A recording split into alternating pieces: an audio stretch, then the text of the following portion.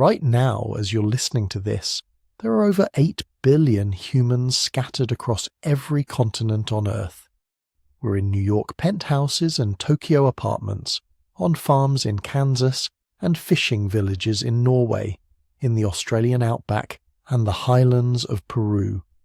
We speak 7,000 different languages. We look incredibly different from each other. Our cultures are staggeringly diverse. And yet, here's the thing that should absolutely blow your mind. Every single one of us, without exception, can trace our ancestry back to one continent. Africa, not Europe, not Asia, not some lost continent that sank beneath the waves. Africa, only Africa. Think about that for a second. Humans didn't evolve in multiple places simultaneously. We didn't pop up independently in different corners of the world like some kind of parallel evolutionary experiment. No, the entire human story, everything we are, everything we've built, everything we've achieved, all of it started in one place. And for over a century, scientists have been asking the same question. Why? Why only Africa? What made this one continent the exclusive birthplace of humanity when early primates lived all over the old world? You'd think the answer would be obvious by now. We've sequenced the human genome. We've found thousands of fossils. We've analysed ancient DNA from Neanderthals and Denisovans. We've used satellites to track climate changes going back millions of years. Surely, with all this technology, all this data, we'd have figured it out. Right? Wrong. Until very recently, we were missing something crucial. A final piece of the puzzle that makes everything else make sense. And that's what tonight's story is about. Now, if you're using this to fall asleep, perfect. That's exactly why I make these. So maybe hit subscribe and drop a comment telling me where you are and what time it is. I genuinely check them and it's wild. Melbourne at morning coffee, Mexico City at midnight, Manchester at 3 a.m, all listening to the same story at the same time. Kind of beautiful, actually. Here's what we know, and this is the part that's frustrated scientists for generations. Human evolution is weird. Really weird. Most animal species have a straightforward evolutionary history. They emerge in one region, they spread to similar environments, maybe they diversify into a few related species, and eventually either thrive or go extinct. Pretty standard stuff. But humans? We're a biological paradox. We evolved from primates that lived across Africa, Europe, and Asia. Our closest relatives, chimpanzees and gorillas, are confined to small regions of Africa. Meanwhile, other primates like macaques and baboons managed to spread across multiple continents. So why did the human lineage, the one that eventually became the most successful species on the planet, only emerge in Africa? What was so special about that one place? For decades, scientists had theories, lots of theories. Maybe it was the climate. Maybe it was the landscape. Maybe it was random chance. Maybe we just haven't found the fossils from human evolution in other places yet. Each theory had some evidence supporting it, but none of them could explain everything. It was like having pieces from different jigsaw puzzles. They didn't quite fit together into a complete picture. Then, starting in 2023, everything changed. A series of groundbreaking discoveries from genetics, paleoclimatology, archaeology, and neuroscience began converging on the same answer. And suddenly, the picture became crystal clear. Scientists weren't just finding new evidence, they were finding the final piece, the one that makes all the other pieces snap into place, and reveal why human evolution could only have happened in Africa. Tonight we're going to walk through this evidence together. We're going to explore what made Africa not just a good place for human evolution, but the only place it could have happened. We'll look at recent genetic discoveries that reveal shocking truths about our ancestors' survival. We'll examine Africa's unique climate patterns that created an evolutionary pressure cooker unlike anywhere else on Earth. We'll dive into the geography that turned the continent into a natural laboratory, perfectly designed for creating intelligent, adaptable, endlessly curious creatures like us. And by the end, you'll understand something that eluded scientists for over 100 years. You'll see why every human alive today carries Africa in their DNA, in their bones, in the very structure of their brains. You'll understand why our origin story couldn't have happened anywhere else. This isn't just about where we came from, it's about understanding why we are the way we are, why we think the way we think, why we survived when countless other human species didn't. The answer has been hiding in plain sight, written in our genes, carved into the African landscape, preserved in layers of ancient sediment, and now, finally, we can read it. So let's go back, way back, to a continent that was about to forge humanity in ways we're only now beginning to understand. Before we can understand why humans evolved only in Africa, we need to establish something absolutely fundamental, something that took scientists over a century to prove beyond any reasonable doubt. We need to understand that Africa wasn't just one of several places where humans evolved. It was the place, the only place. Every single step of human evolution, from the first ape-like creatures that started walking upright to the modern humans who would eventually colonize the globe, happened in Africa. And here's the thing, this wasn't always obvious. In fact, for decades, many scientists thought human evolution happened in Asia. When the first Neanderthal fossils were discovered in Europe in the 1800s, people assumed that was where humanity started. When Peking man was found in China in the 1920s, it seemed to confirm that Asia was the cradle of humanity. Africa was barely even considered. The racism of the era made it almost unthinkable that the birthplace of humanity could be in a continent that European colonizers had dismissed as primitive. But then the fossils started telling a different story.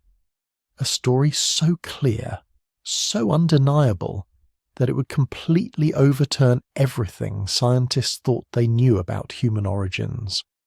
The breakthrough came in 1924 when Raymond Dart, an anatomy professor in South Africa, received a box of fossils from a limestone quarry. Inside was a skull, small, childlike, but with features that didn't match any known ape. The tongue child, as it came to be known, was the first discovery of Australopithecus africanus, an ancient human ancestor that walked upright but still had an ape-sized brain. It was 8 million years old, and it had died in Africa. Dart's discovery was met with skepticism, even mockery. How could Africa be important to human evolution? But he was right, and over the next 100 years, every major discovery in human evolution would prove him right again and again. Because here's what happened next. Once scientists started looking seriously in Africa, they couldn't stop finding fossils. Not just one or two lucky discoveries, but thousands of specimens spanning millions of years, and all of them told the same story. The earliest, most primitive human ancestors were in Africa. The slightly more advanced ones were in Africa. The transitional forms between apes and humans, Africa. The first tool users, Africa. The first members of our own genus, Homo. You guessed it, Africa. By the 1960s and 70s, the evidence was becoming overwhelming.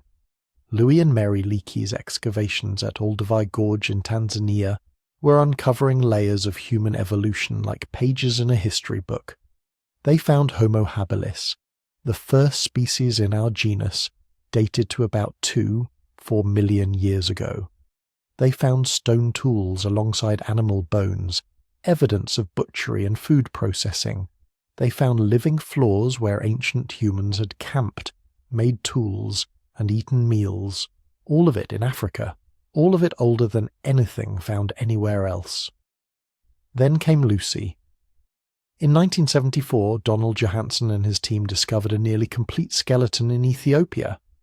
Australopithecus afarensis, 2 million years old. She was small, just over 3 feet tall, but she walked upright on 2 legs. Her hip bones proved it.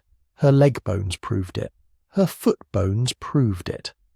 Lucy was a human ancestor, no question about it. And she had lived and died in the Great Rift Valley of East Africa.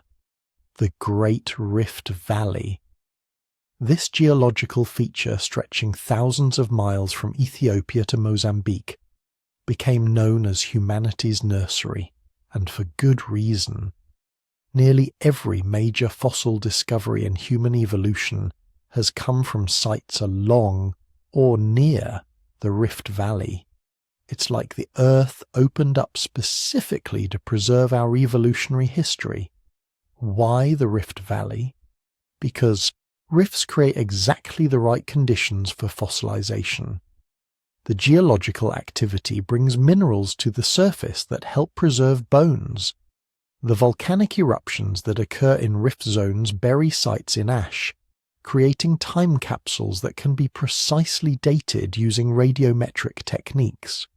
The sedimentary layers that build up in Rift Valley lakes preserve everything that falls into them: footprints, tools, pollen, animal remains, everything you need to reconstruct ancient environments and the creatures that lived in them, and those fossils kept getting older.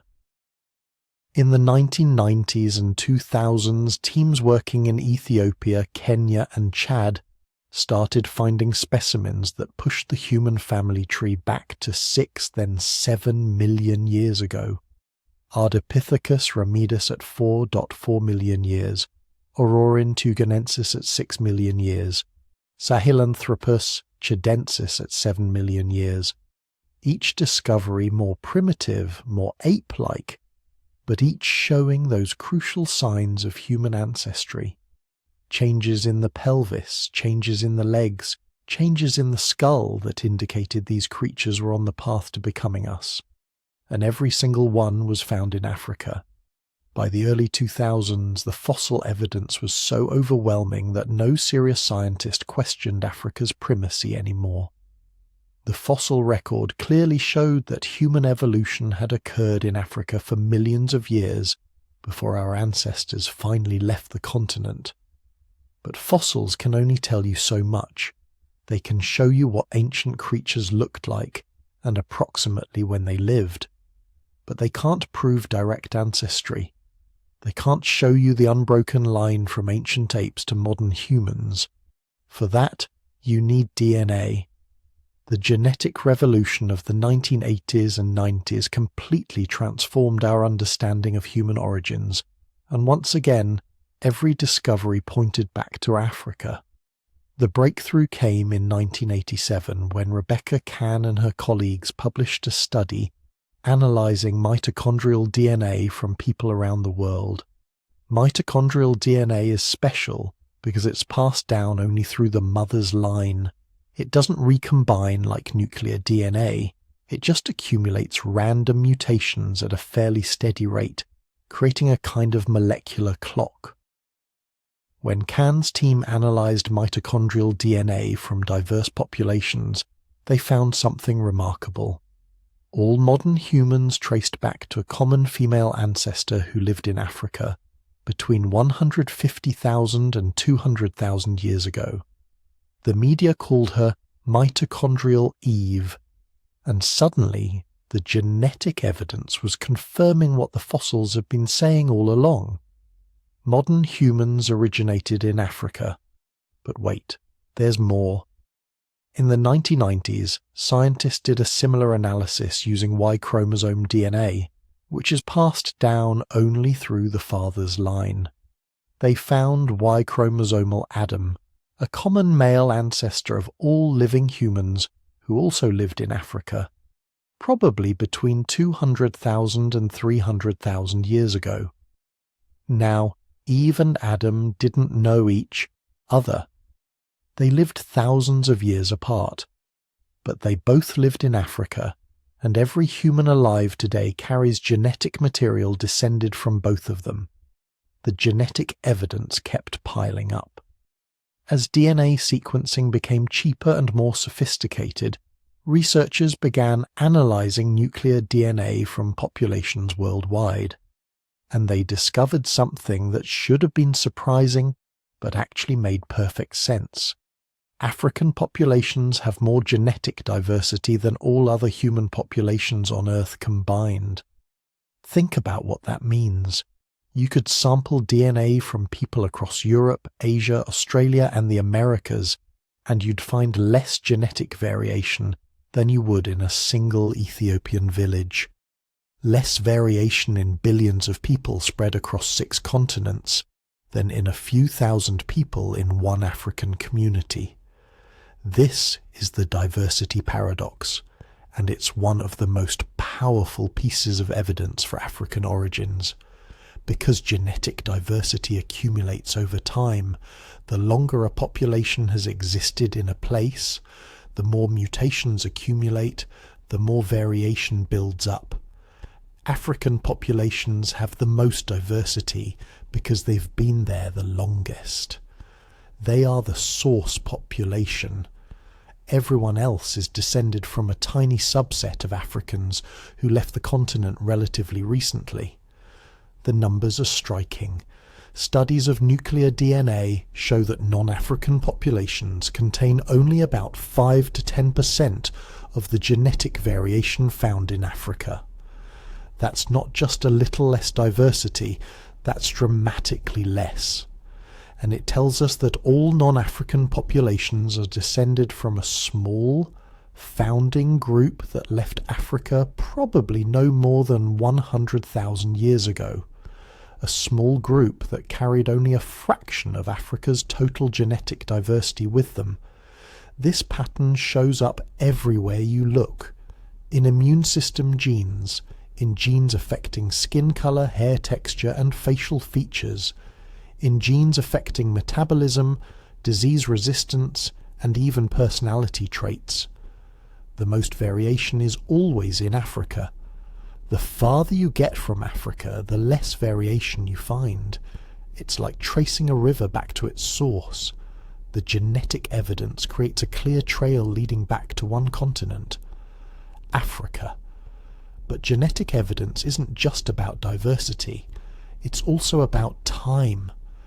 By analysing mutation rates and comparing genetic differences between populations, scientists can estimate when different groups split apart, and the timeline they've reconstructed matches the fossil record almost perfectly. The oldest splits in the human family tree separate different African populations from each other. San and Khoi peoples in southern Africa diverge from other African groups maybe 150,000 to 200,000 years ago. West African populations split from East African ones at various points over the last 100,000 years. Only after all these African divergences do you see the split between Africans and non-Africans, around 60,000 to 100,000 years ago.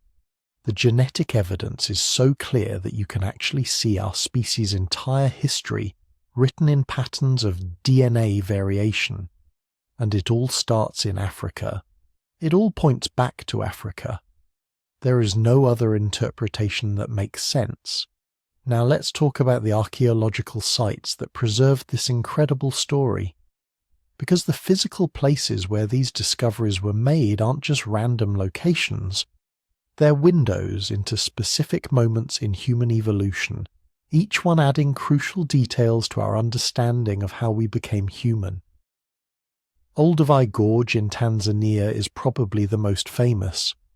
The Leakeys worked there for decades, uncovering layer after layer of human occupation dating back nearly 2 million years.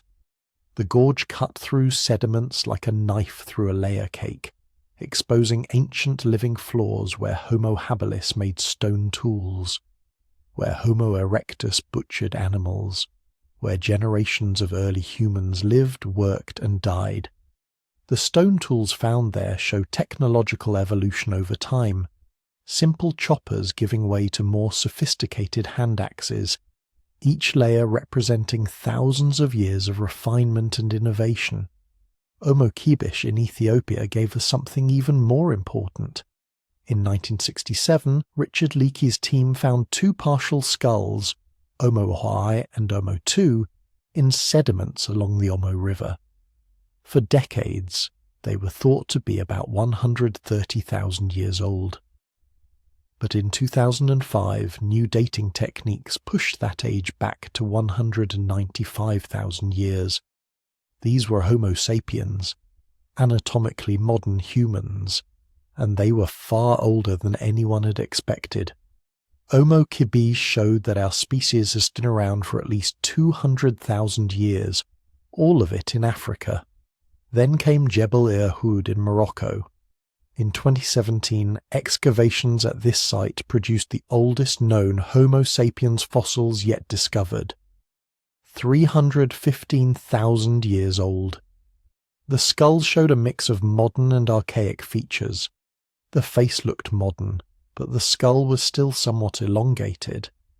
These were humans in transition, early Homo sapiens who hadn't yet developed all the features we see in living people. But they were making sophisticated stone tools. They were controlling fire. They were doing things only humans do. And they were in Africa, not in Europe or Asia where some researchers had expected to find early humans. In Africa. Pushing the origin of our species back even further in time, and confirming once again that every stage of human evolution happened on this one continent. The timeline this evidence creates is remarkable in its clarity. 7 million years ago, the first hominins diverged from the ancestors of modern chimpanzees in Africa. 4 million years ago, Australopithecines are walking upright through the forests and grasslands of East Africa. 2. 8 million years ago, the first stone tools appear in the archaeological record in Africa. 2. 4 million years, Ago, the genus Homo, emerges in Africa. 1. 9 million years ago, Homo erectus develops and begins to spread, and yes, erectus does eventually leave Africa and colonize parts of Asia. But erectus evolves in Africa first. It's an African species that happens to expand its range. By 800,000 years ago, the genetic bottleneck we discussed earlier has already shaped human evolution in fundamental ways. The populations that survive are all African. They never leave the continent during this crucial period. By 300,000 years ago, early Homo sapiens are emerging in Africa, still evolving, still developing the features that will make them fully modern. By 200,000 years ago, anatomically modern humans exist in multiple parts of Africa, and for the next 140,000 years, they stay there. They evolve there. They develop there. They refine the cognitive and cultural capabilities that will eventually let them dominate the planet. But they don't leave. 6 to 7 million years of human evolution, dozens of species in our family tree, hundreds of evolutionary transitions from ape-like ancestors to modern humans. And every single step happens in Africa, not in Europe, not in Asia, not in multiple places simultaneously with different lineages converging on similar solutions, in Africa alone. This isn't just remarkable, it's unprecedented. No other mammal genus shows this kind of geographic restriction for so long. Bears evolved across the northern hemisphere. Cats evolved and spread across multiple continents. Even our closest relatives, chimpanzees and gorillas, evolved in Africa but have different ancestral ranges. But humans and all our extinct relatives? We stayed in Africa for millions of years, evolving, diversifying, going extinct and being replaced, all within the boundaries of one continent. Why? Why did human evolution happen only in Africa? Why didn't it happen in Asia, with its vast territories and diverse environments? Why not Europe? Why not the Americas or Australia? That's the question we're going to answer, because now that we've established beyond any doubt that Africa is where human evolution happened, we need to understand what made Africa special. What was it about this one continent that created the perfect conditions for apes to become humans? The answer lies in a unique combination of factors that existed nowhere else on Earth: climate, geography, ecology, predators, all of it coming together to create what scientists now call the perfect evolutionary pressure cooker, a place where natural selection could work its magic over millions of years, shaping our ancestors in ways that would have been impossible anywhere else. And it all starts with something that seems simple but turns out to be incredibly important: Africa's climate. Not just what the climate is, but how it changes, how unpredictable it is, how it creates precisely the right kind of environmental pressure to force rapid evolution. Let's look at that next. Let's talk about climate. Not the boring kind you learned about in geography class, but the kind that literally builds species from the ground up. Because Africa didn't just happen to be where humans evolved. Africa's climate created the specific conditions that forced our ancestors to become what we are today. Between 3 million and 1 million years ago, East Africa experienced something unprecedented in Earth's history. The climate didn't just change, it oscillated, wildly, unpredictably, relentlessly. Every few thousand years, sometimes every few hundred, the entire region would flip between drastically different environmental states. Picture this. Your ancestors are living in a lush forest environment, trees everywhere, reliable fruit sources, predictable water. Life is relatively easy. You don't need to be particularly clever to survive. You just need to know which trees have food and which predators to avoid. Simple, comfortable, evolutionarily stagnant. Then, over the course of just a few generations, maybe 50 to 100 years, the forest starts dying. The trees that have been there for millennia begin to thin out. Fruit becomes scarce. Water sources that have been reliable forever start drying up. The forest is transforming into savanna, open grassland with scattered trees. Everything your ancestors knew about survival is suddenly obsolete. But here's the thing.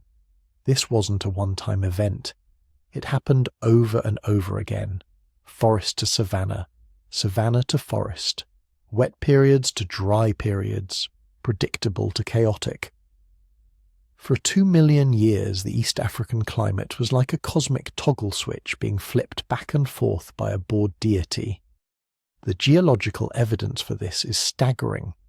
Lake cores from East Africa show dramatic shifts in vegetation types. Pollen records reveal forests appearing and disappearing on timescales of just a few thousand years. Sediment layers tell stories of massive lakes forming and then evaporating completely, sometimes multiple times in the span of a single human lifetime. This created something biologists call environmental heterogeneity. Not just diversity, but unpredictable, unstable diversity. The kind that doesn't let species get comfortable with any particular survival strategy. Think about what this means from an evolutionary perspective. In a stable environment, natural selection favors specialists, animals that are perfectly adapted to one specific way of life. Pandas eating bamboo, koalas eating eucalyptus, polar bears hunting seals on ice. These species are incredibly good at what they do, but only in their specific environment. Change that environment and they're doomed. But in an unstable environment, specialist reliability, that panda-level specialization that works so well in stable conditions, becomes a death sentence when the environment keeps changing. Natural selection starts favoring something completely different.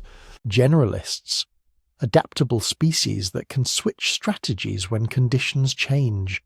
And not just any kind of adaptability, cognitive adaptability, the ability to figure out new solutions to new problems, to learn, to innovate, to plan ahead.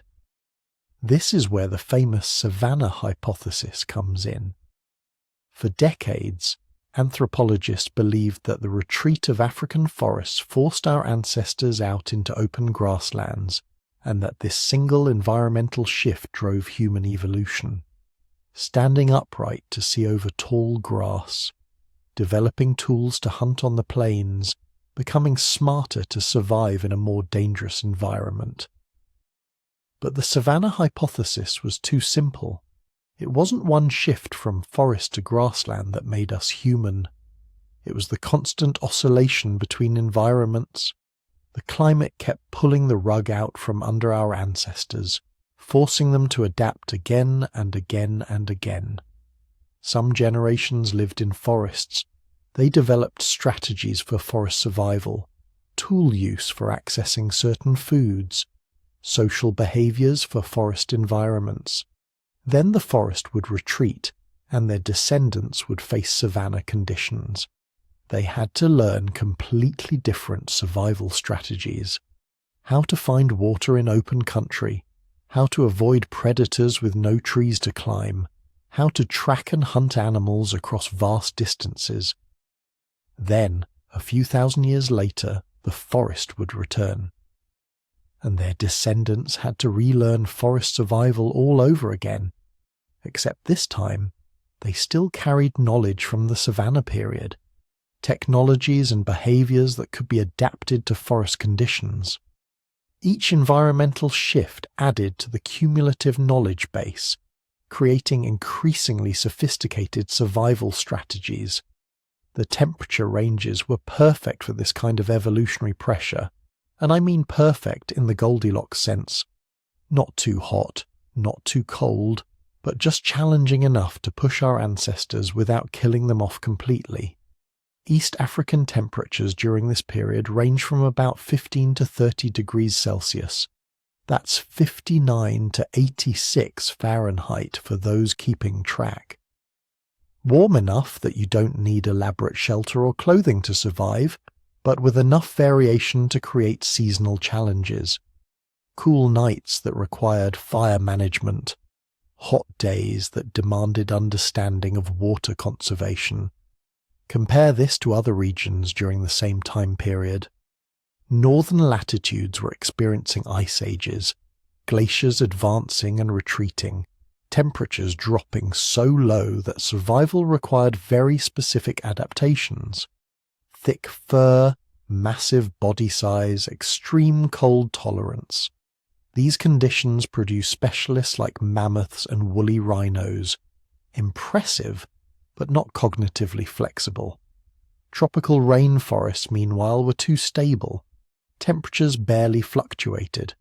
Food sources remained relatively constant year-round. Species in these environments became incredibly specialized to their specific niches. Amazing adaptations, but no pressure to develop general intelligence. East Africa hit the sweet spot, variable enough to prevent specialization, stable enough to prevent extinction. The climate was like a personal trainer that knows exactly how hard to push you. Enough challenge to force adaptation, enough recovery time to consolidate gains. The rainfall patterns were particularly important. East Africa doesn't have steady rain throughout the year. It has distinct wet and dry seasons, and the timing and intensity of these seasons varied dramatically over thousands of years. During wet periods, the region would receive abundant rainfall. Rivers would swell, lakes would expand, grasslands would flourish. Animal populations would explode. For our ancestors, these were times of relative plenty. But they couldn't just relax and enjoy it, because they knew, somewhere in their cultural memory, that the dry times always returned. Dry periods could last years, even decades. Rainfall would drop dramatically. Water sources would become scattered and unreliable. The vast herds would migrate away or die off. Survival during these periods required planning, cooperation, and detailed environmental knowledge. You needed to know where the permanent water sources were. You needed to understand animal migration patterns so you could predict where food would be. You needed technologies for storing and processing food when it was available. Most importantly, you needed social systems complex enough to maintain cooperation during times of scarcity. This is where cognitive development really accelerated.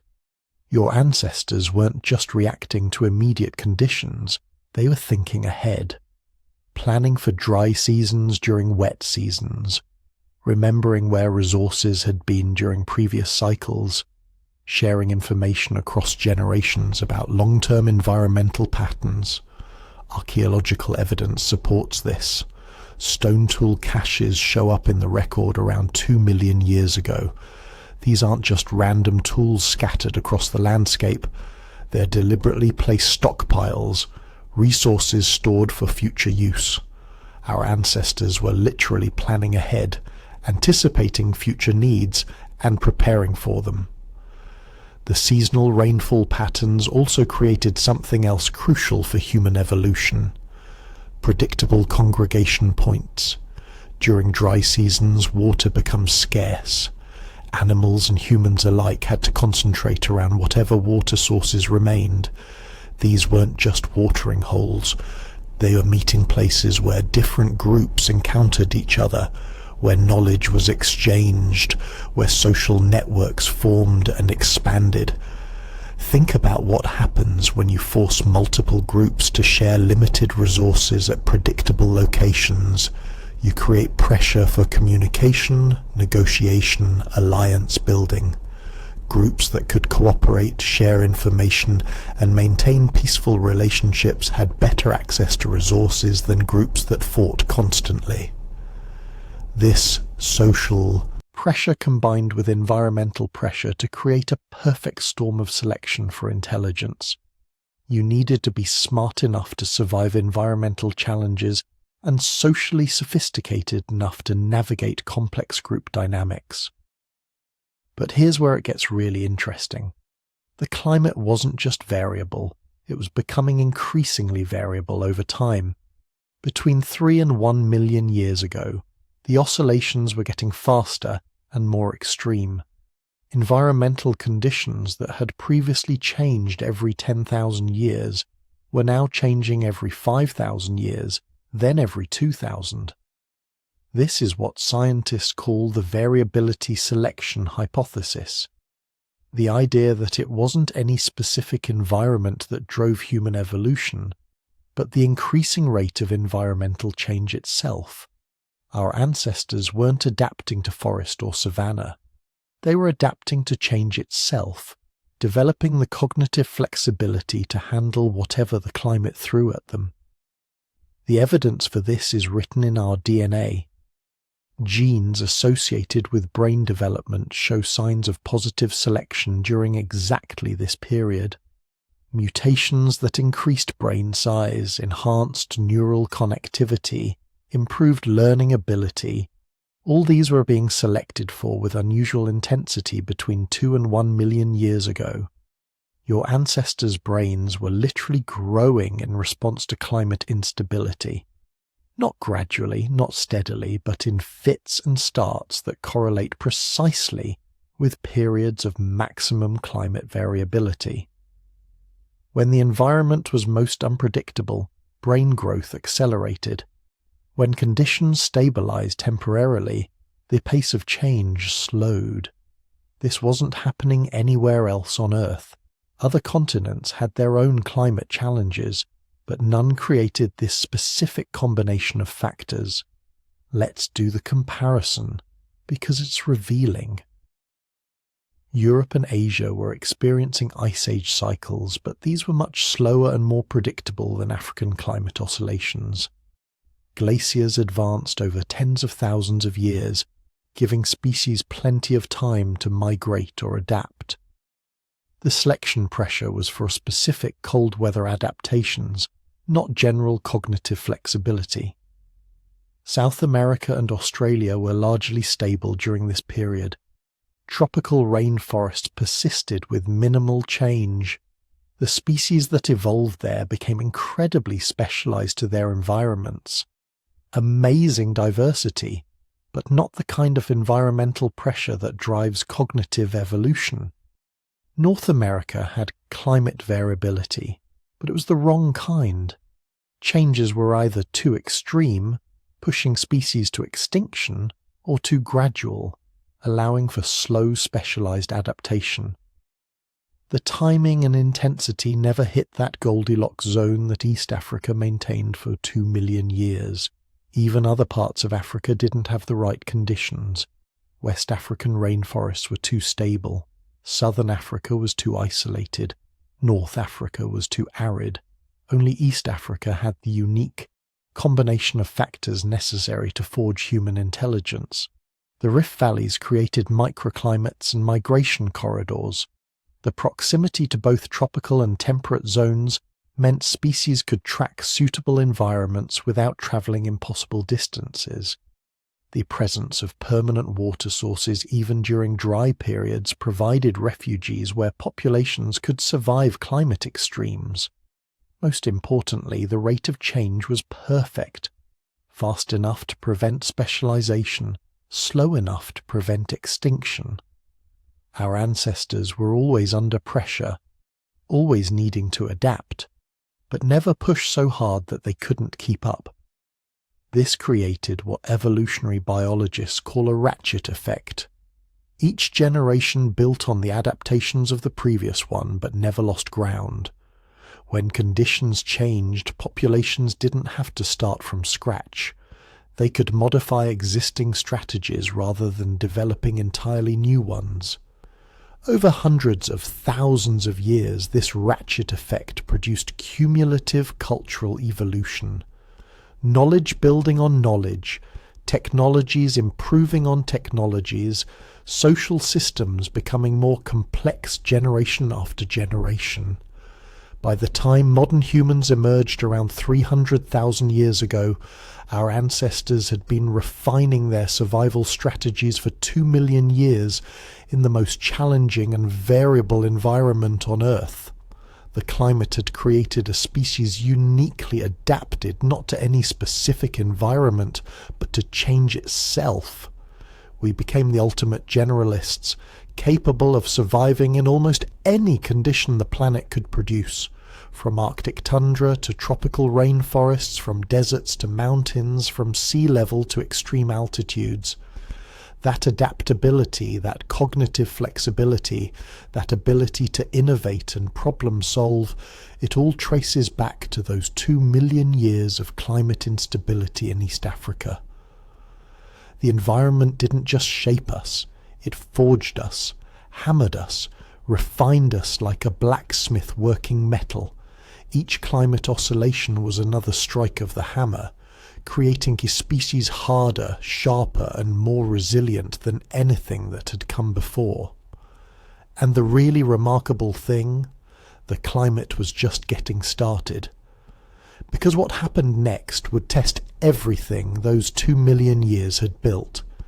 The environment that had created us was about to try to destroy us completely, but we're getting ahead of ourselves. Before we get to that catastrophe, we need to understand the other half of the equation. Climate was the forge, but geography was the anvil. And Africa's unique geography created something no other continent could match, the perfect isolated laboratory for human evolution. Now here's where the story gets really interesting, because it wasn't just Africa's climate that made us human, it was the continent's unique geography, the way Africa sits on the planet, the way its mountains and valleys and deserts are arranged. This created something that biologists call a natural laboratory, a place where evolution could run experiments that would have been impossible anywhere else. Let's start with the most obvious feature, Africa's isolation.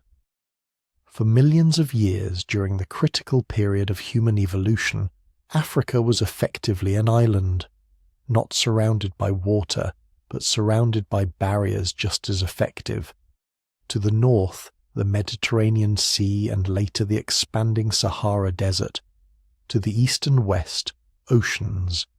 To the south, thousands of miles of territory ending in ice-cold waters that early humans had no technology to cross. This meant that whatever evolutionary experiments were happening in Africa stayed in Africa.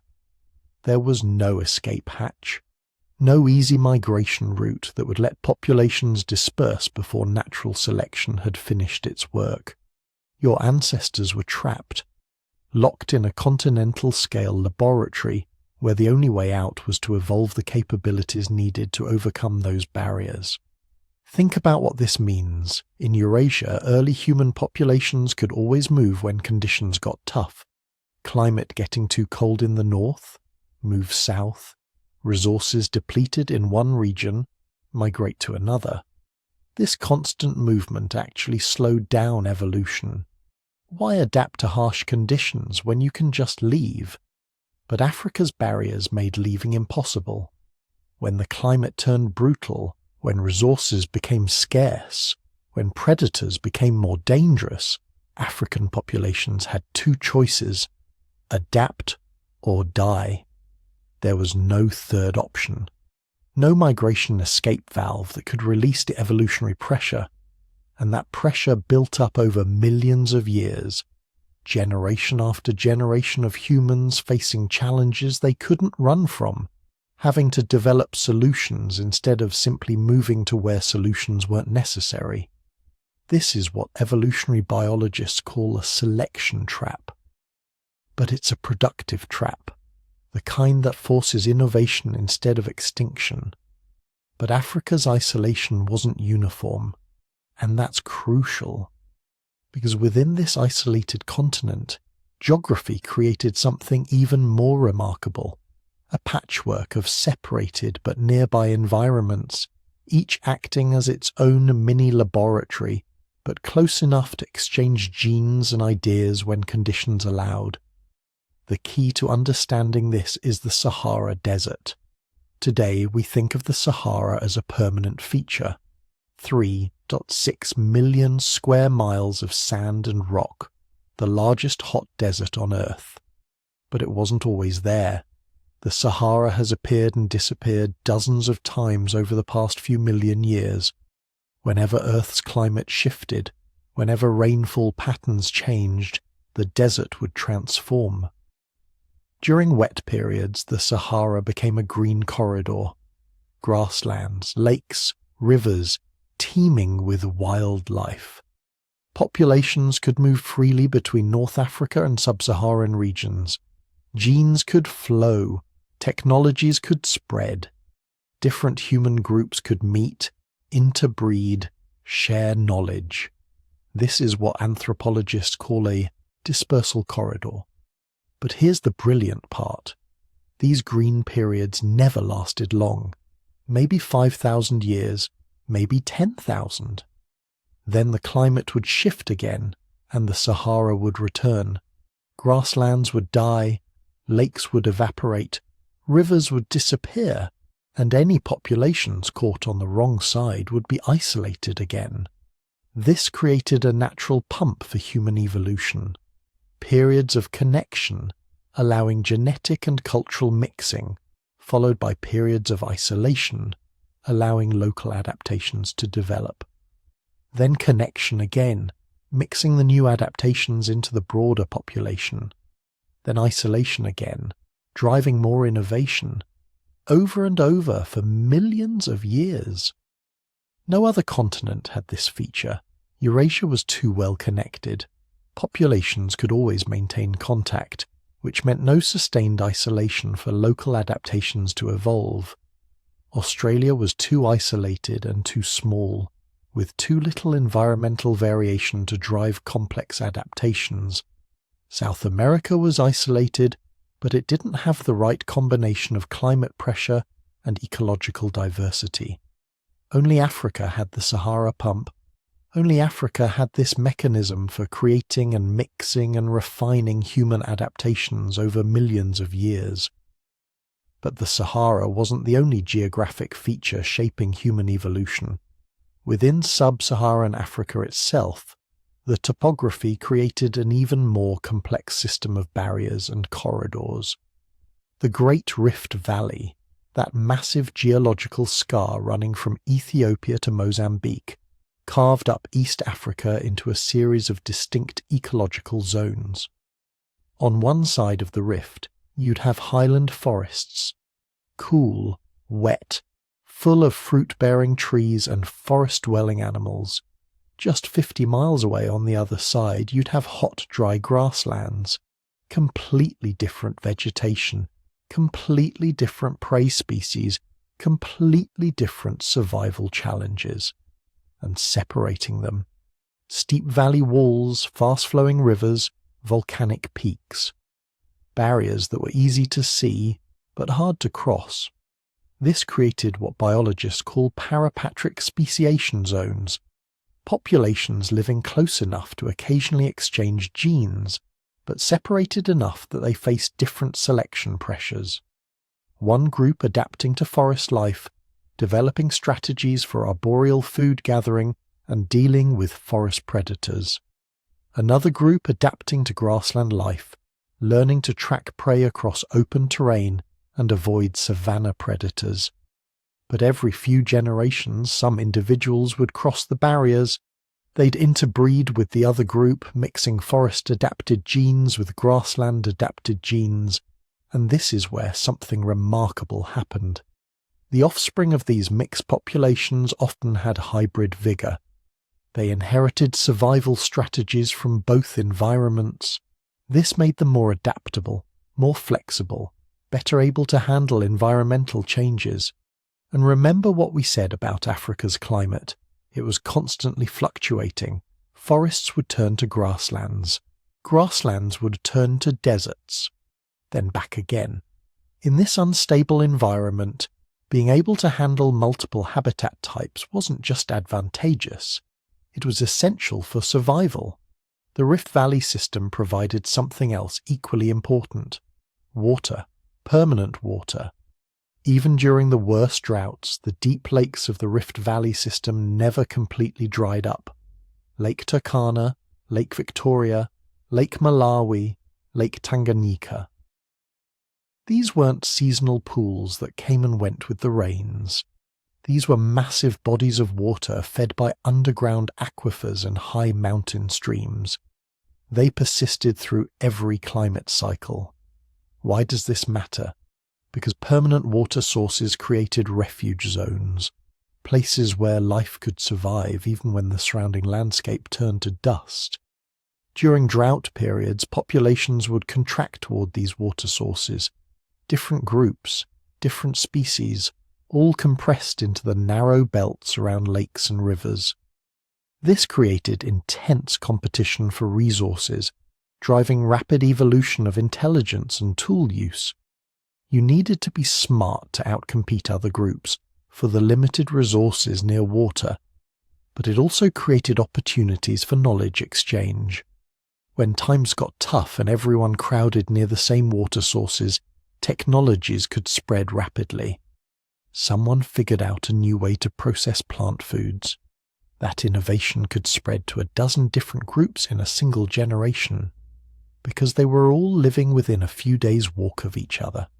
This accelerated cultural evolution far beyond what would be possible if populations were completely isolated. Then, when the rains returned, populations would expand away from the water sources again, taking their new technologies with them, spreading out across the recovered landscape, but still remaining in contact through the trade networks and kinship systems that had formed during the compression periods. The Rift Valley lakes acted as population hubs, places where human groups could survive the worst periods, exchange innovations, and then disperse when conditions improved. Think of them as evolutionary mixing bowls, bringing together different populations during crisis periods, allowing beneficial genes and ideas to mix, then releasing hybrid populations back into diverse environments during recovery periods. No other region on Earth had this combination of permanent water sources and extreme climate variability. In Eurasia, water was either too abundant, meaning populations never had to compress enough for intensive knowledge exchange, or too scarce and unreliable, meaning populations just died out during droughts rather than surviving to exchange innovations. Only in the African Rift Valley did you get this perfect balance. Enough permanent water to create refuge zones, but enough climate stress to force populations together and drive innovation. But we need to talk about the northern barrier, the Mediterranean Sea, because this played a crucial role in keeping human evolution contained in Africa during the most critical periods. Early human populations could see Europe from North Africa.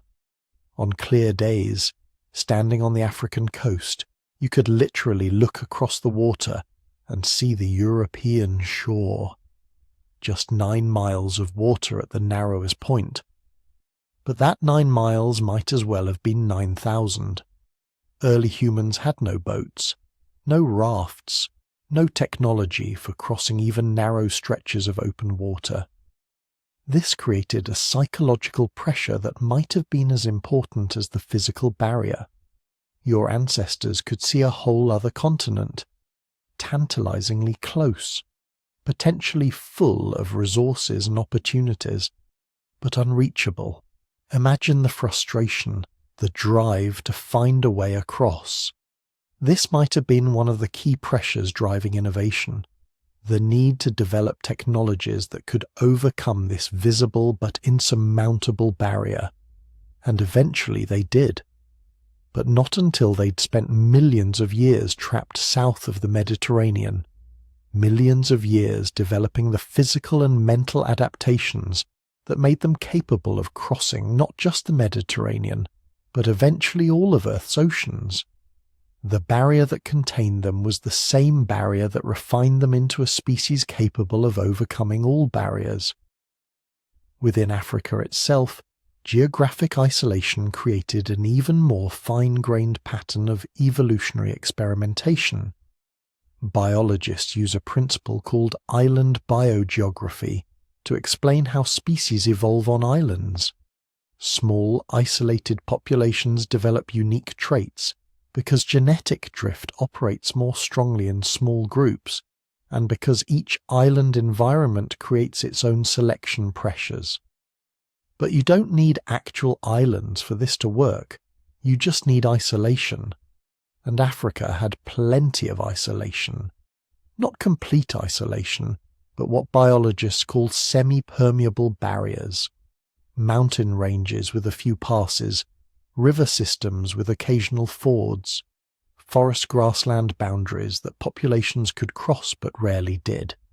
Each of these barriers created what were effectively ecological islands, pockets of territory where populations could remain separate long enough for local adaptations to evolve, but not so separate that they completely diverged into different species. The Rwenzori Mountains between modern Uganda and the Democratic Republic of Congo, the Virunga volcanoes, the Eastern Arc Mountains of Tanzania, the Ethiopian highlands. Each of these elevated regions created cool, wet environments surrounded by hot, dry lowlands. Populations living in the highlands faced different challenges than lowland populations just 20 miles away. Different foods, different predators, different diseases. This created a mosaic of slightly different human populations, all still the same species, all still capable of interbreeding, but each with its own subtle adaptations, some better at high altitude, some better at dealing with tropical diseases, some better at processing different types of foods, and periodically these populations would mix, Climate changes would shift the boundaries between ecological zones. Populations would expand into new territories or retreat from deteriorating conditions. Each mixing event bring together different adaptive traits, creating new combinations that natural selection could work with. This is the natural laboratory effect in action. Africa's geography didn't just isolate human populations from the rest of the world. It created a complex system of partial isolation within Africa itself. Populations close enough to occasionally exchange genes and ideas, but separate enough that each group faced its own unique selection pressures.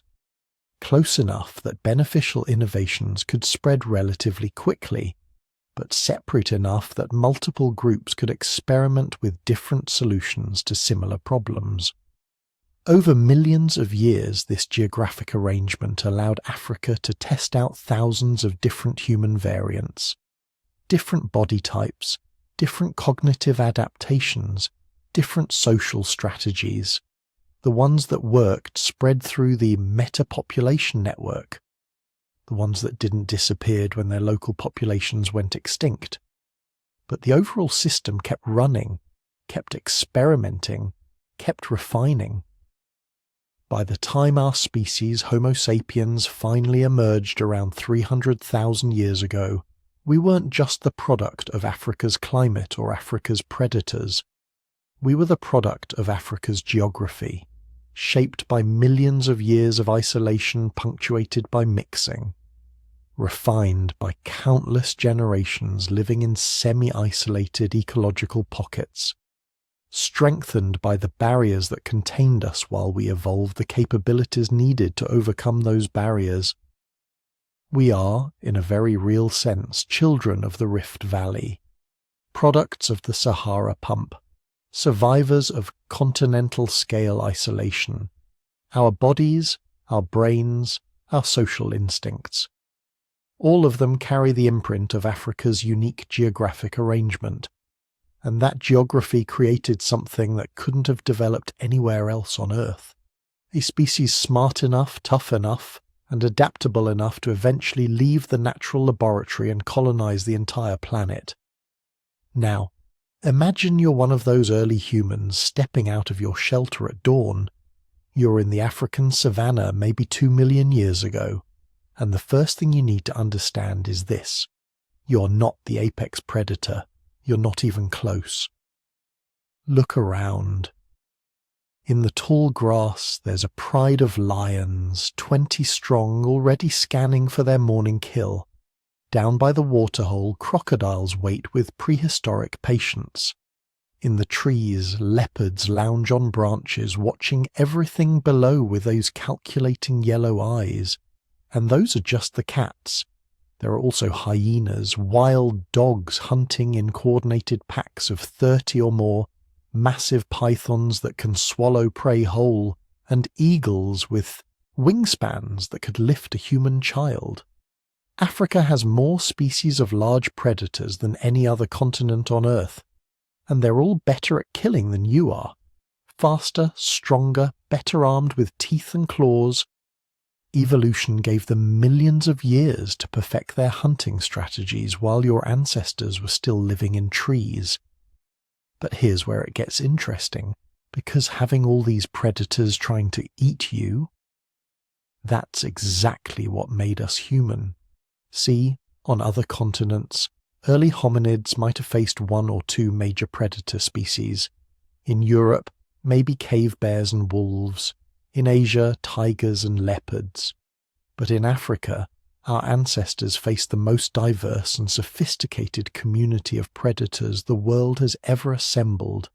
Lions that hunt in coordinated groups with complex social hierarchies. Leopards that ambush from above and drag their kills into trees. Wild dogs that chase prey for miles using relay tactics. Crocodiles that learn the daily routines of animals at waterholes and plan attacks accordingly. This wasn't just dangerous. This was an evolutionary pressure cooker that demanded constant innovation just to survive. Every time early humans figured out a defense against one predator, there were 5 more with completely different hunting strategies. You couldn't just specialize, you had to become adaptable, you had to become smart. And that meant learning to think like a predator, to anticipate, to plan, to understand behavior and motivation in ways no other prey species had ever needed to. When you're walking to the waterhole, you don't just listen for lions. You look at the behavior of the gazelles. Are they nervous? Are the birds alarm calling? What direction is the wind blowing? Is it the time of day when leopards typically hunt? Are there thick patches of grass where something could hide? This is theory of mind in action. The ability to model what another creature is thinking, to predict their behavior based on incomplete information. And Africa's predator community forced our ancestors to develop this cognitive skill hundreds of thousands of years before it would have been necessary anywhere else. But the predators were only half the equation, because Africa also had the megafauna, the giant prey animals that would fundamentally reshape human cognition. Picture the African savanna at its peak, maybe 1.5 million years ago.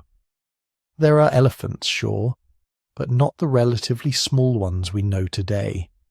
These are the straight-tusked elephants that stood 14 feet tall. There are multiple species of rhinoceros, some with bizarre horn configurations. There are hippos even larger than modern ones, weighing 4 tons or more. There are buffalo with horn spans wider than a car. And that's not even counting the extinct megafauna. Giant baboons the size of gorillas. Civatherium, a relative of giraffes that looked like a moose crossed with an okapi and weighed nearly a ton. Now, here's the thing about these animals. They're too big for any single predator to take down easily. Even lion prides struggle with adult elephants or hippos, which meant there was this incredible resource, thousands upon thousands of pounds of meat walking around the savannah, but no way for an individual human to access it, unless you cooperated. Hunting megafauna requires planning at a level most animals simply aren't capable of. You need to scout the animal, learn its habits, understand its behavior. You need to coordinate with other humans, sometimes dozens of them, each playing a specific role. You need to manufacture specialized tools, spears strong enough to penetrate thick hide. You need to communicate complex information. Who goes where, when to strike, how to drive the animal toward a cliff or into a swamp. And you need to do all of this while avoiding the dozen other predator species that are also interested in that meat and would happily add you to the menu. This kind of hunting demands cognitive abilities that simply weren't necessary in other environments. In Europe or Asia, early humans could survive pretty well hunting small game and gathering plants. But in Africa, the evolutionary pressure was constant and overwhelming. Either you figured out how to work together to bring down big game, or you starved while watching thousands of calories walk by every day. The archaeological evidence shows exactly when this cognitive leap happened. Around 2 million years ago, we start finding stone tools at kill sites of very large animals. Not just scavenged remains, but evidence of systematic butchery, of multiple individuals working together to process enormous carcasses before other predators arrived. By 500,000 years ago, we see wooden spears designed specifically for hunting large game, found in association with elephant and rhino remains. But there's another aspect to Africa's megafauna that made them uniquely challenging. They evolved alongside humans. This is crucial. On every other continent, when modern humans finally arrived, the local megafauna had never seen anything like us. They had no instinctive fear of these weird, upright apes throwing pointy sticks. So, they were relatively easy to hunt. In fact, Modern human arrival in North America, Europe and Australia correlates pretty precisely with the extinction of most large mammals. We showed up, and within a few thousand years the mammoths, the giant ground sloths, the marsupial lions, all gone. But in Africa, the megafauna had been evolving alongside early humans for millions of years. They knew we were dangerous. They had developed instincts and behaviors specifically to avoid human predation. African elephants are notoriously aggressive toward humans. African buffalo will actively hunt humans who threaten them. Even zebras and wildebeest show sophisticated anti-human behaviors that animals on other continents never developed.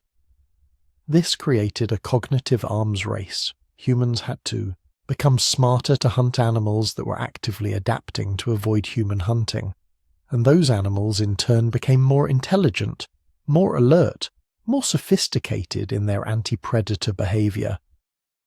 Back and forth, escalating over millions of years, driving the evolution of intelligence on both sides. African predators were doing the same thing. Unlike animals on other continents, African predators see humans as potential prey. Lions kill hundreds of people every year, even today. In prehistoric times, when we were smaller and less well-armed, we were probably a regular part of their diet. This meant predators were specifically adapting to hunt humans, learning our behaviors, our vulnerabilities, our patterns, and we had to adapt right back. Not just physically, though we did develop some anti-predator adaptations. Things like whites in our eyes that let us communicate direction to other group members silently during dangerous situations. But mainly, we had to adapt cognitively. We had to become better at detecting predators, better at coordinating defense, better at learning from near-miss encounters and teaching that knowledge to our children. This is where language probably became essential. You can show someone how to make a stone tool without words, but explaining that lions tend to hunt near waterholes at dusk, that they approach from downwind, that they target individuals who separate from the group, that requires complex communication, the ability to share detailed information about threats and survival strategies. In an environment with this many ways to die, the groups that could communicate complex information most effectively were the ones that survived. And then there's the scavenging opportunity. Because with this many predators making kills constantly, there were always fresh carcasses scattered across the landscape. Lions kill and eat their fill, then move on. Hyenas come in and clean up more. Wild dogs take a turn, and there, at the end of the scavenging hierarchy, are your ancestors, waiting for their chance.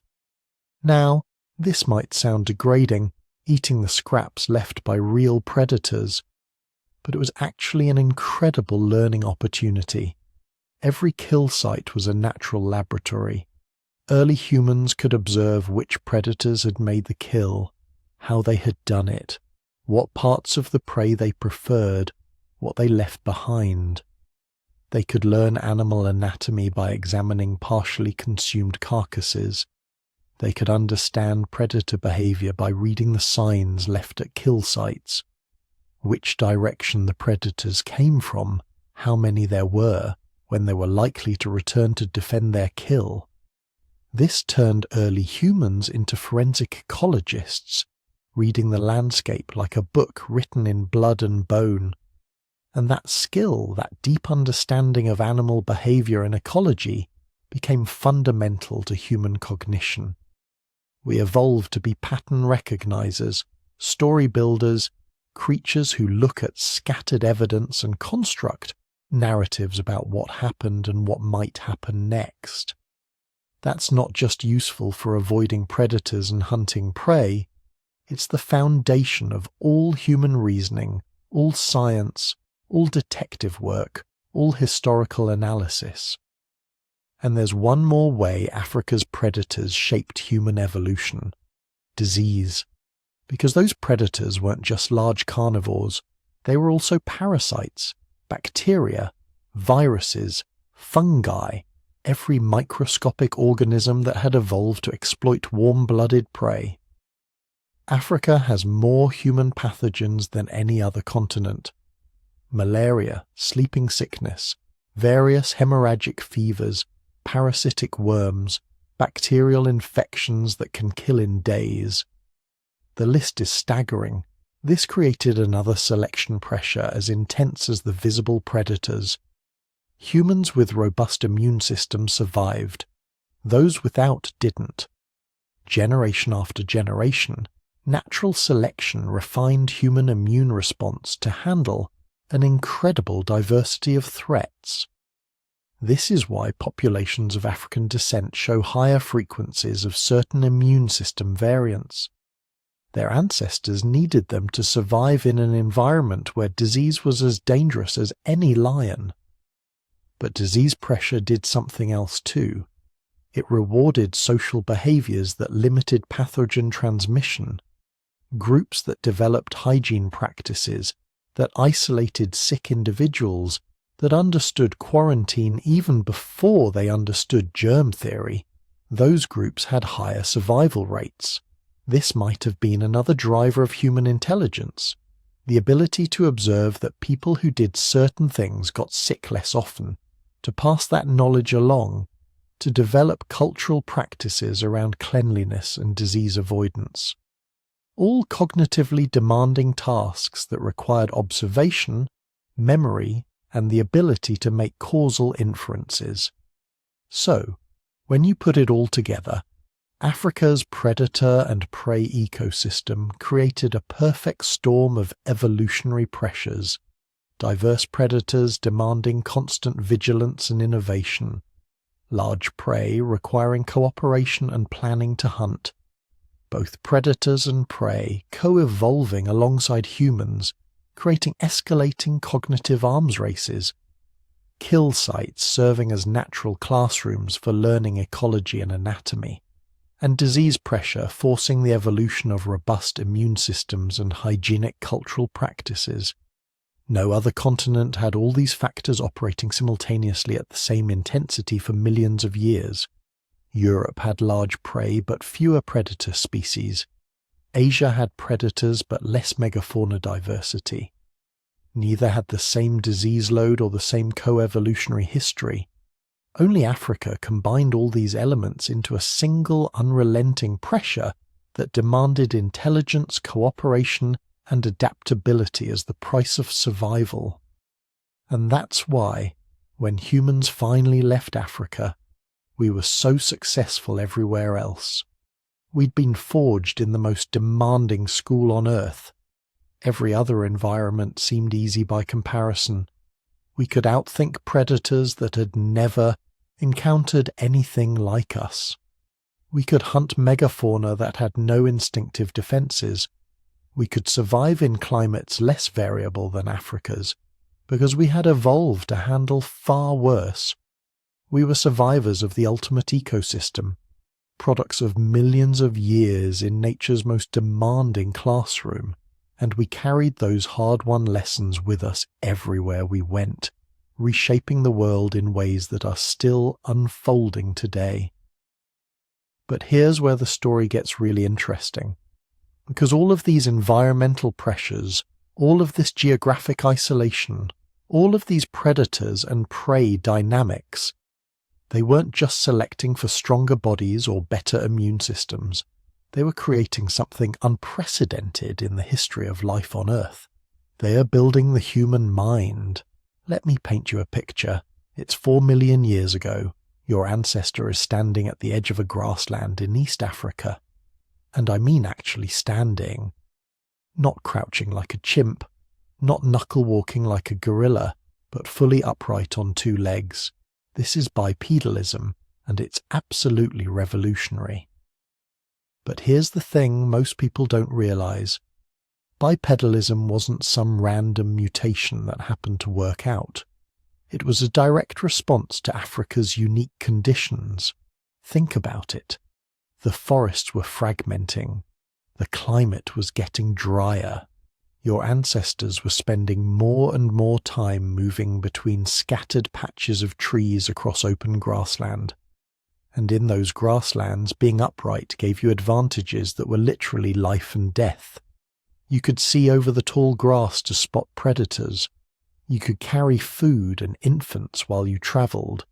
You could cover longer distances more efficiently because bipedal walking uses less energy than knuckle walking. Most importantly, you freed up your hands, and once your hands weren't needed for locomotion anymore, evolution could start refining them for other purposes. More precise manipulation, better grip, the ability to make tools. 3 million years ago, somewhere in East Africa, one of your ancestors picked up a rock and deliberately struck it against another rock to create a sharp edge. We know this because we've found the tools, simple stone flakes, nothing fancy, but they're unmistakably manufactured. Someone chose those rocks specifically. Someone understood that hitting them together in a particular way would produce a cutting edge. Someone had developed a mental model of cause and effect sophisticated enough to plan and execute a multi-step process. This might not sound revolutionary, but think about what it requires. You need to be able to imagine something that doesn't exist yet. You need to understand material properties, how different rocks fracture in different ways. You need fine motor control to strike at exactly the right angle with exactly the right force. And you need to remember the technique well enough to teach it to others. That first toolmaker was demonstrating abstract thinking, planning, and cultural transmission, all signs of a cognitive revolution that was just beginning, and the revolution accelerated fast. By 5 million years ago, your ancestors weren't just making occasional flakes, they were manufacturing standardized tools, hand axes with symmetrical shapes, carefully crafted scrapers, sophisticated choppers. Archaeological sites from this period show what anthropologists call the Older One tool tradition, a specific set of techniques that spread across East Africa. This is cultural evolution in action, not just individuals figuring out how to make tools, but entire populations sharing techniques, refining methods, passing knowledge down through generations. And it's happening in Africa because Africa's conditions demanded it. See, in the increasingly seasonal African environment, you couldn't always rely on soft fruits and vegetation. Sometimes you needed to process tougher foods, cut meat from carcasses before the scavengers drove you away, crack open bones to get at the nutritious marrow inside, dig up underground tubers during dry seasons when surface vegetation disappeared. Without tools, you starved. With tools, you survived. Natural selection was brutal and efficient. Individuals who were better at making and using tools had access to more calories. More calories meant healthier offspring. Healthier offspring meant your genes spread through the population. But here's where it gets really wild. Those tools weren't just helping your ancestors get food, they were changing their brains. Because there's a direct correlation between tool complexity and brain size in the human fossil record. Around 2 million years ago, just as tool technology was becoming more sophisticated, human brain size started increasing dramatically. Homo habilis, one of your earliest tool-making ancestors, had a brain about 600 cubic centimeters. Within 1 million years, Homo erectus had brains averaging 900 cubic centimeters. Modern humans clock in at about 1,350 cubic centimeters. That's more than doubling brain size in just 2 million years, which is lightning fast in evolutionary terms, and it's happening specifically in Africa, driven by Africa's unique challenges.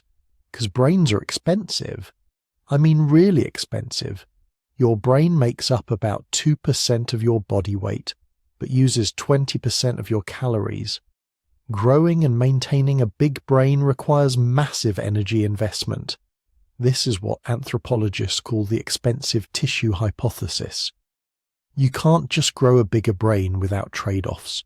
Something else has to give. And what gave was your gut. As your ancestors' brains got bigger, their digestive systems got smaller and simpler. You can see it in the fossil record. Earlier hominins had large, complex guts designed to extract nutrients from tough plant material. Later humans have shorter, simpler digestive tracts. But there's a catch. You can only afford a simpler gut if you're eating higher quality food that's already partially broken down, easier to digest, more nutrient dense, and that means meat. This is where Africa's protein-rich environment becomes absolutely critical. The savanna grasslands supported massive herds of large mammals: antelope, zebra, wildebeest, buffalo. During certain seasons, the biomass of large herbivores on the African savanna was higher than anywhere else on Earth. And where there are herbivores, there are predators. And where there are predators making kills, there are opportunities for scavenging. Your ancestors became systematic scavengers, probably using their tools to quickly slice meat from kills before the original predators or other scavengers could drive them away. Over time, they became hunters themselves, and the more meat they ate, the more they could afford to maintain those expensive growing brains. It's a feedback loop. Better tools allow access to more meat. More meat supports bigger brains. Bigger brains allow creation of even better tools. Round and round, accelerating with each generation. And it's all happening in Africa because nowhere else offered this particular combination of open habitats, abundant large mammals, and environmental pressures that made intelligence the key to survival. But bigger brains alone aren't enough. You also need to know how to use them, and that's where fire enters the story. 1 million years ago, maybe earlier, your ancestors in Africa achieved something no other species had ever accomplished. They learned to control fire, not just use fire when they found it naturally, but actually maintain it, carry it, possibly even create it. The archaeological evidence is scattered across Africa. Burned bones in South African caves, carefully constructed hearths in East African sites, layers of ash in rock shelters that show repeated, controlled burning over thousands of years. This is systematic fire use, and it changed absolutely everything. Fire gave your ancestors control over their environment in ways that would have seemed like magic to earlier hominins. You could cook food, which made it easier to digest and increase the calories you could extract from each meal. You could stay warm during cold nights, extending your range into cooler regions. You could keep predators away, turning vulnerable sleeping sites into safe refuges. You could harden wooden spears, making them more effective hunting weapons. But fire did something even more important. It created a gathering place. Picture your ancestors sitting around a fire as darkness falls. The flames keep lions and hyenas at bay. The warmth is comfortable after a long day of foraging and hunting, and in that protected space, with hours of darkness ahead and nothing to do but wait for morning, they talked. Fire extended the social day. It gave your ancestors time to share information, tell stories, plan for the next day's activities, teach children the complex skills they'd need to survive. Every evening around the fire was a classroom, a strategy session, a cultural transmission event. This is probably where language really started developing. Oh, your ancestors had been communicating for millions of years before this. Gestures, calls, simple vocalizations. But around the fire, with time to spare and complex information to share, language could evolve into something truly sophisticated, and African conditions made language especially valuable. Because survival in Africa's variable environment required accumulating and sharing an enormous amount of knowledge, you needed to know where water sources were during dry seasons, knowledge that might only be relevant every few years. You needed to understand the behavior patterns of dozens of different animals, which ones you could hunt, which ones would hunt you, which ones indicated water or food nearby. You needed to track seasonal changes, predict weather patterns, remember the location of productive foraging sites spread across hundreds of square miles. No individual could hold all this knowledge, but a group that could share information verbally could pool their collective experience. The old woman who remembered the drought 30 years ago could tell young hunters where to find water when the rivers dried up. The man who had survived a lion attack could describe exactly how the predator behaved, helping others avoid the same fate. The mother who knew which plants were poisonous could teach her daughters, who would teach their daughters, preserving life-saving knowledge across generations. Language wasn't just communication. It was a survival technology, maybe the most important one your ancestors ever developed. And like tool-making and fire control, it was refined in Africa's unique pressure cooker of environmental challenges and opportunities. But your ancestors were developing something even more sophisticated than language.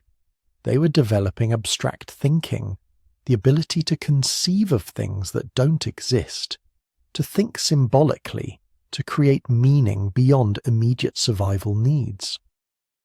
100,000 years ago, in Blombos Cave in South Africa, someone took a piece of ochre, a red mineral pigment, and carefully engraved geometric patterns onto its surface. Cross-hatching, deliberately created designs that served no practical purpose. This is art. This is symbolism. This is evidence of a mind that doesn't just react to the environment but creates meaning within it. Around the same time, archaeological sites across Africa show evidence of people collecting and processing ochre for use as body paint. They were decorating themselves, creating visual distinctions between groups or individuals, using symbols to convey information about identity, status, or affiliation. Why Africa? Why was this cognitive revolution happening here and not in Europe or Asia, where other human populations had spread? Because Africa's challenges required it. In the variable African environment, social cooperation was mandatory. You couldn't survive alone. You needed allies, trade partners, extended family networks that could share resources during times of scarcity. But maintaining those networks required ways of reinforcing group identity and social bonds, shared symbols, rituals, artistic traditions. When you decorated your body with the same patterns as your kin group, you were signaling membership. When you participated in rituals using ochre and other materials, you were reinforcing social connections that might save your life someday. This social complexity was another feedback loop. More complex societies required better communication. Better communication allowed more complex social organization. More complex organization provided survival advantages that selected for even more sophisticated cognitive abilities. And African hunting and gathering conditions made social cooperation especially crucial. Unlike in some other environments where individuals or small families could survive independently, the African savanna required group coordination. Hunting large game meant working together, multiple individuals cooperating to track, surround, and kill animals much larger and stronger than any single human. Gathering also required cooperation. The best food sources were often scattered and unpredictable. Groups that shared information about where they'd found productive foraging sites did better than individuals hoarding knowledge. During dry seasons, groups that shared water sources survived when isolated individuals died of thirst. Natural selection was favoring social skills as strongly as physical abilities. Individuals who could communicate well, cooperate effectively, and maintain strong social bonds had better access to resources, better protection from threats, and more successful offspring. Over thousands of generations, this social selection was shaping the human brain just as powerfully as environmental pressures. The fossil evidence confirms this. As human brains grew larger, they weren't just getting bigger uniformly. Specific regions were expanding disproportionately. The frontal lobes, responsible for planning, decision-making, and social cognition, show the most dramatic growth. The temporal lobes, crucial for language processing, expanded significantly. The parietal lobes, important for tool use and spatial reasoning, became more developed. This is targeted evolution, natural selection, sculpting specific cognitive abilities in response to specific environmental demands, and those demands were coming from Africa's unique combination of challenges: variable climate selecting for adaptability, open grasslands requiring long-distance travel and complex spatial memory, abundant predators demanding constant vigilance and strategic thinking, rich but unpredictable food sources requiring planning and cooperation. By 200,000 years ago, when anatomically modern humans first appeared, in the fossil record they had brains that were fundamentally different from any other creature that had ever lived. Not just bigger, but reorganized, optimized for abstract thinking, language, social cooperation, and technological innovation. These were minds that could imagine things that didn't exist and then create them. Minds that could learn from the experiences of people who had died generations before. Knowledge preserved through cultural transmission. Minds that could form coalitions of hundreds or thousands of individuals bound together by shared symbols, stories, and social obligations. This was the cognitive revolution, and it happened in Africa because only Africa provided the exact combination of conditions necessary to drive it. The environmental variability that rewarded flexibility over specialization, the protein-rich ecosystem that supported expensive brain tissue, the predator pressure that made intelligence more valuable than size or strength, the open habitats that allowed tool use and fire control to provide decisive advantages, the social complexity that made language and symbolic thinking essential for survival.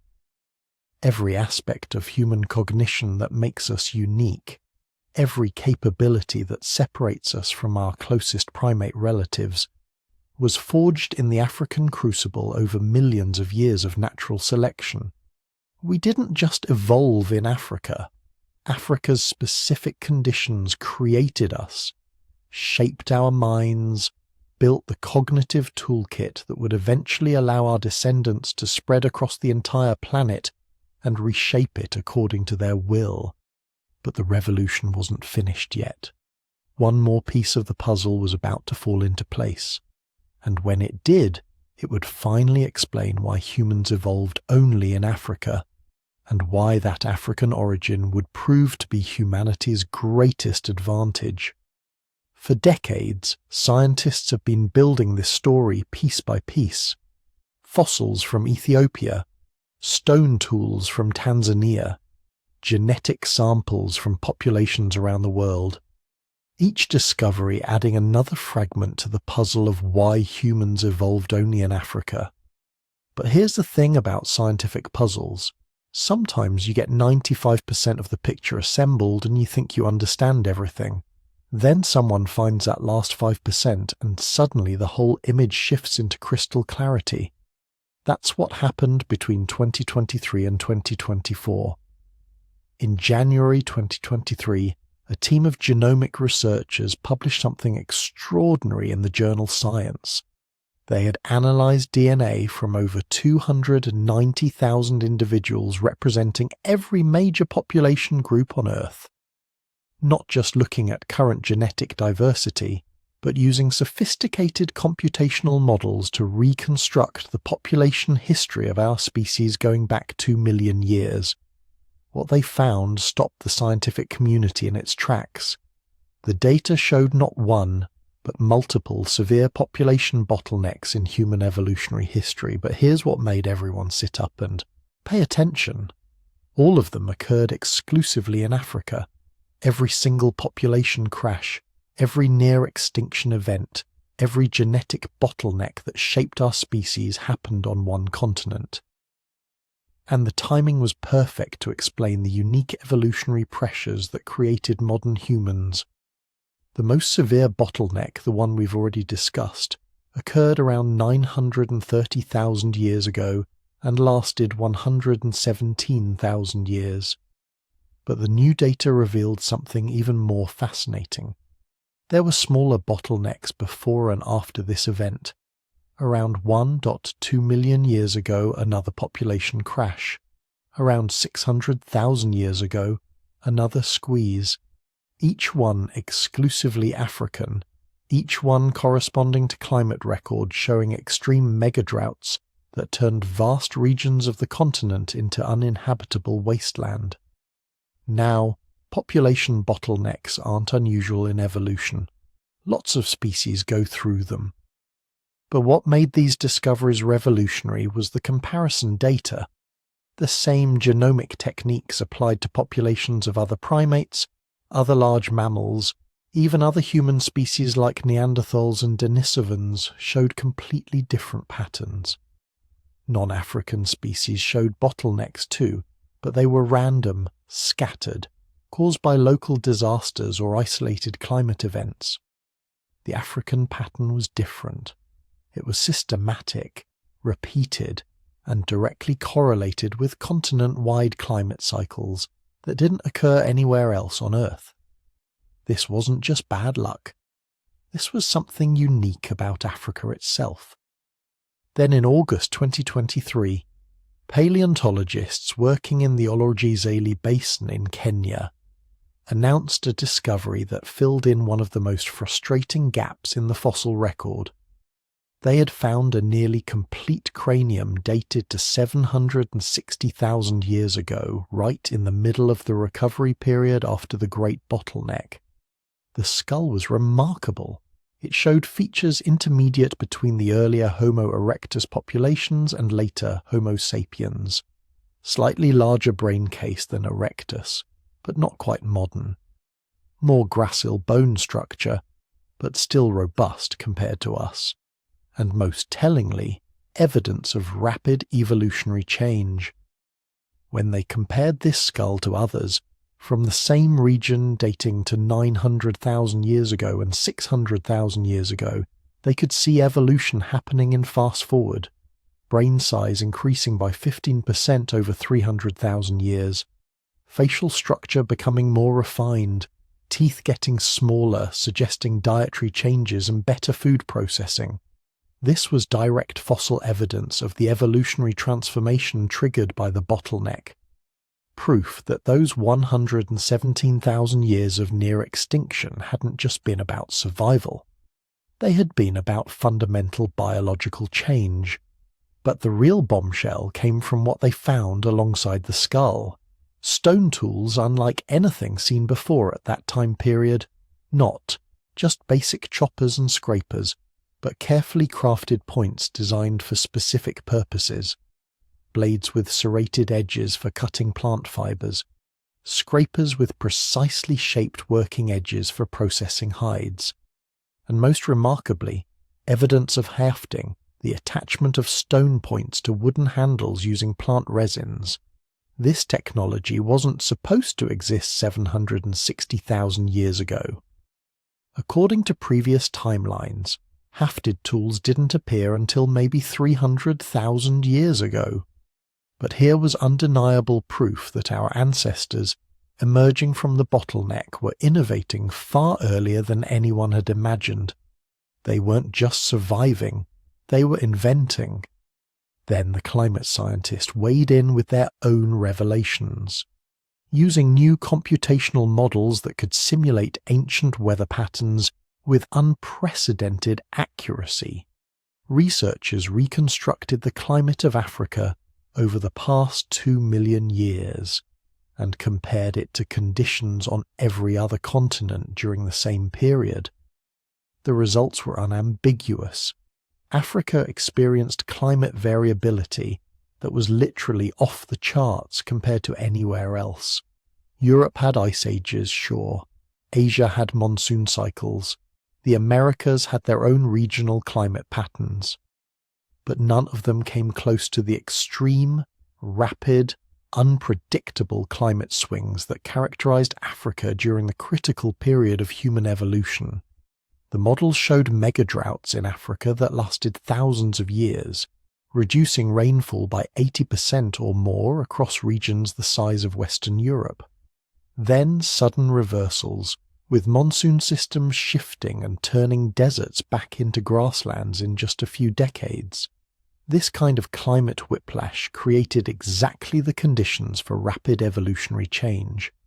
Populations had to adapt quickly or die, but here's the crucial detail that the models revealed. These extreme conditions were caused by Africa's unique position relative to global ocean currents and atmospheric circulation patterns. The continent sits astride the equator, bracketed by two major ocean systems, influenced by multiple monsoon patterns and critically affected by changes in ocean temperature that other continents were buffered from. This meant the extreme climate variability wasn't a fluke. It was a permanent feature of African geography. No other continent was positioned to experience the same conditions. No other landmass could have created the same evolutionary pressure cooker. If you wanted to design a continent specifically to force rapid human evolution, you couldn't do better than Africa during the Pleistocene. The archaeological evidence kept piling up. In 2024, excavations at multiple sites across East and South Africa revealed something that forced a complete rethinking of human behavioral evolution. At sites dating to 800,000 years ago, right after the bottleneck, researchers found evidence of behaviors previously thought to be much more recent. Ochre processing, the grinding of red iron oxide minerals to create pigments. This suggests symbolic thinking, the use of colour for communication or decoration, collection of seashells far inland, indicating trade networks or at minimum, long-distance travel. Evidence of controlled fire used not just for warmth or cooking, but for systematic landscape modification. Our ancestors were using fire to clear brush, encourage growth of specific plant species, and manage animal populations. This was sophisticated ecological engineering 800,000 years ago. These weren't primitive survivors scratching out a bare existence. These were intelligent, forward-thinking humans, actively managing their environment to create the conditions they needed to thrive. And all of it was happening exclusively in Africa, hundreds of thousands of years before similar behaviors appeared anywhere else. But perhaps the most profound discoveries came from comparative studies with other primates still living in Africa. Researchers studying chimpanzees, gorillas, and baboons across the continent noticed something remarkable. These species also showed genetic signatures of population bottlenecks corresponding to the same megadroughts that had nearly wiped out early humans. But they had responded differently. Chimps became more conservative, sticking to proven survival strategies in refugia. Gorillas became more specialized, focusing on specific food sources they could defend. Baboons became more aggressive, using social dominance to control access to scarce resources. Only humans responded by becoming more innovative, more cooperative, more willing to experiment with new technologies and social structures. This told scientists something crucial about the evolutionary outcome. The African environment created the pressure, but it was something unique about the human lineage, something in our genetic makeup or cognitive architecture, that translated that pressure into the specific adaptations that made us modern humans. Same environment, different species, completely different evolutionary trajectories, and that observation helped demolish the last remnants of the multi-regional hypothesis. For years, some researchers had argued that modern humans didn't evolve exclusively in Africa.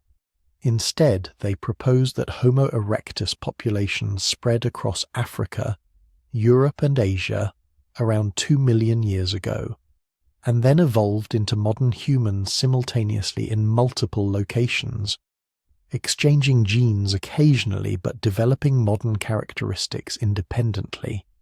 It was an elegant idea. But the new evidence killed it dead. The genomic studies showed conclusively that all modern human populations share recent common ancestry in Africa. Not 2 million years ago, but less than 300,000 years ago. The genetic diversity patterns are unmistakable. African populations show the deepest, oldest lineages. Non-African populations are all descended from a small group that left Africa recently, carrying only a subset of African genetic diversity. The fossil evidence backed this up. Every attempt to find transitional fossils showing local evolution from erectus to sapiens outside Africa had failed. The skulls don't show gradual change from archaic to modern features. Instead, they show archaic humans living in Europe and Asia, then suddenly being replaced by modern humans who appear fully formed in the archaeological record. The climate modelling explained why this had to be the case. Those unique African conditions, the extreme climate variability, the repeated bottlenecks, the constant pressure for innovation, they simply didn't exist anywhere else.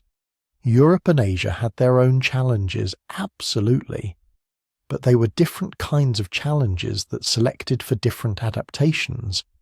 Neanderthals became cold-adapted specialists.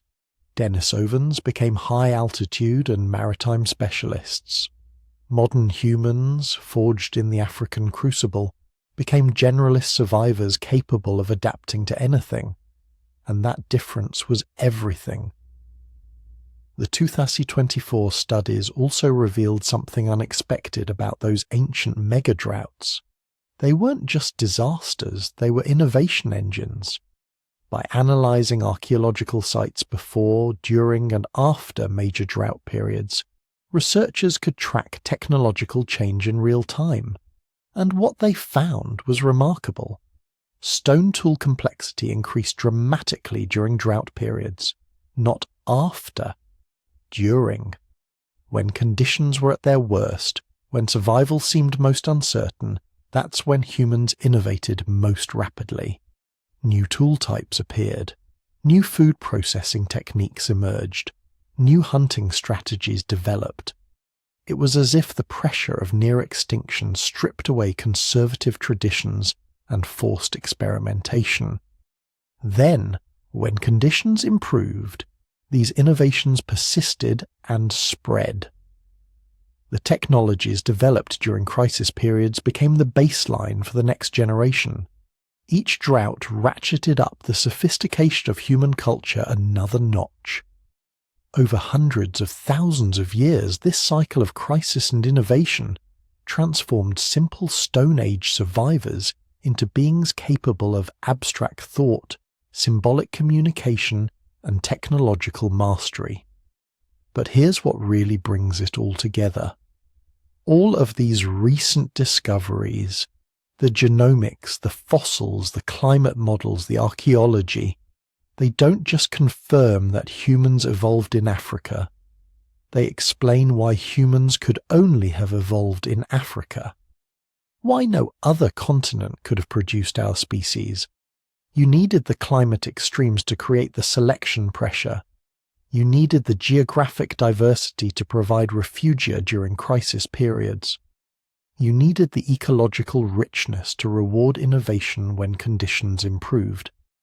You needed the specific configuration of ocean currents and atmospheric patterns that made Africa's climate uniquely variable. You needed the megafauna that forced development of sophisticated hunting strategies. You needed the disease environment that selected for robust immune systems. You needed all of it, all at once, operating together for millions of years. No other place on Earth had that combination. No other continent could have done it. Africa wasn't just where humans happened to evolve. It was the only place where we could have evolved. The final piece of the puzzle wasn't another fossil or another gene sequence. It was understanding that the puzzle could only have one solution, that every piece, every discovery, every line of evidence points to the same inescapable conclusion. We are an African species, not by accident, not by coincidence, but by the fundamental laws of evolution operating in a unique environment that shaped us into what we are today. And now, finally, we can see the complete picture. So let's address the question you're probably asking. If the conditions in Africa were so perfect for human evolution, could it have happened somewhere else? Could Asia have produced humans? Europe? What about the Americas or Australia? It's a fair question, and the answer is fascinating. Because when you actually look at the specifics, when you examine what every other continent had or didn't have during the critical period, you realize something incredible. Nowhere else on Earth could have done it, not even close. Let's start with Asia. At first glance, Asia seems promising. It's enormous, spanning multiple climate zones from tropical rainforest to Arctic tundra. It has diverse ecosystems, plenty of animals, mountain ranges, river valleys, everything you'd think would be necessary for human evolution. But here's what Asia didn't have: the right kind of instability. See, for most of the past 10 million years, Asia's climate has been relatively stable. Not unchanging, but stable in a way that didn't create the intense selection pressure necessary for rapid brain evolution. Sure, there were ice ages and warm periods, but the transitions were gradual. Populations had time to migrate, to find new territories when conditions changed. There was no forcing function, no environmental pressure cooker that demanded adapt or die on the timescale necessary to drive brain expansion. Even more importantly, Asia didn't have the right primate starting material. By the time conditions might have favored human-like evolution, the primates that had colonized Asia millions of years earlier had already specialized. They'd become langurs, macaques, gibbons, each perfectly adapted to their ecological niche. They weren't generalists anymore. They'd committed to specific survival strategies that worked great for their environments, but left no room for the kind of radical evolutionary experimentation that produced humans. And then there's geography. Asia is massive, but it's also divided. The Himalayas, the Tibetan Plateau, vast deserts. These barriers would have fragmented any proto-human population so completely that the metapopulation structure we talked about earlier, that network of connected but separated groups, couldn't have formed. Populations would have become isolated for so long they'd have specialized into different species, losing the genetic cohesion necessary for the kind of rapid evolutionary change that produced us. There's also the timing problem. By the time environmental conditions in Asia might have favored human-like evolution, Africa had already been running the experiment for millions of years. African hominins had a massive head start, and evolution isn't a race you can catch up in. Once one population gets significantly ahead in brain size and tool use, they have enormous competitive advantages that make it nearly impossible for other species to catch up. Now let's look at Europe. Europe has an even bigger problem: temperature. For most of the period when human evolution was happening in Africa, Europe was experiencing repeated glaciation cycles that made large parts of the continent uninhabitable. During peak glacial periods, ice sheets extended down to what's now London and Berlin. The habitable zones were squeezed into narrow refugia around the Mediterranean and along the Atlantic coast. These weren't conditions that favoured the evolution of large-brained primates. Large brains are metabolically expensive. They require enormous amounts of calories, stable food supplies, and environments that reward intelligence over other survival strategies. Ice Age Europe rewarded physical robustness, cold adaptation, and efficient metabolism. Not the kind of environmental conditions that select for bigger brains and more complex social behaviour. But here's the real kicker. Europe didn't have any great apes. When the critical period for human evolution was beginning, around 7 or 8 million years ago, there were no African ape populations in Europe to evolve from. The primate populations that did exist there were primitive by comparison, and they went extinct during the climatic deterioration that preceded the ice ages. By the time Europe might have been suitable for human evolution, it was already too late. Africa had already produced the entire hominin lineage, and those African species were already expanding into Europe as immigrants, not evolving there independently. The Americas present an even clearer case. North and South America had no great apes at all, not during the critical period, not ever. The closest relatives to African apes in the Americas were New World monkeys, which had diverged from our lineage something like 40 million years ago. They were separated from us by an evolutionary gulf so vast that no amount of selection pressure could have bridged it in the time frames we're talking about. Even if the climate and geography had been perfect, which they weren't, there was simply no starting material. You can't evolve humans from capuchin monkeys any more than you can evolve birds from lizards. The developmental toolkit isn't there. The genetic architecture is completely different, and by the time any great apes reached the Americas, they were already humans, already fully evolved, walking across the Bering Land Bridge around 15,000 years ago as modern Homo sapiens. The Americas also had their own timing problem. They were isolated from Africa and Eurasia for the entire period of human evolution. There was no exchange of populations, no gene flow, no opportunity for the kind of genetic mixing and competition that drove innovation in Africa. Whatever evolved there would have been on a completely separate evolutionary trajectory, and the fossil record shows us exactly what that trajectory produced. Interesting and diverse mammalian fauna, but nothing remotely approaching human intelligence. Australia might be the most dramatic example of how isolation affects evolutionary outcomes. Here's a continent that's been largely isolated for 50 million years since it broke away from Antarctica and drifted north. And what evolved there? Marsupials. Incredibly diverse, beautifully adapted marsupials that filled ecological niches similar to placental mammals on other continents, but no primates at all, not even primitive ones. The ancestors of primates never reached Australia before it separated from the other land masses, so there was literally zero chance of human evolution happening there. The developmental starting point was missing by tens of millions of years of evolutionary divergence. You could give Australia another 100 million years of perfect conditions, and it still wouldn't evolve humans independently because the basic genetic architecture isn't there to work with. But all of this raises a deeper question. Why did only Africa have the right primates to begin with? This is where we need to talk about the primate prerequisite, and it takes us back even further in time.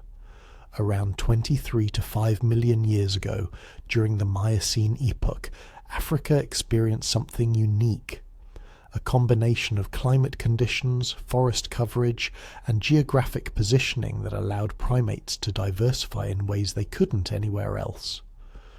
The continent had extensive tropical forests that provided the complex three-dimensional environment where primate traits like grasping hands, stereoscopic vision, and large brains first evolved.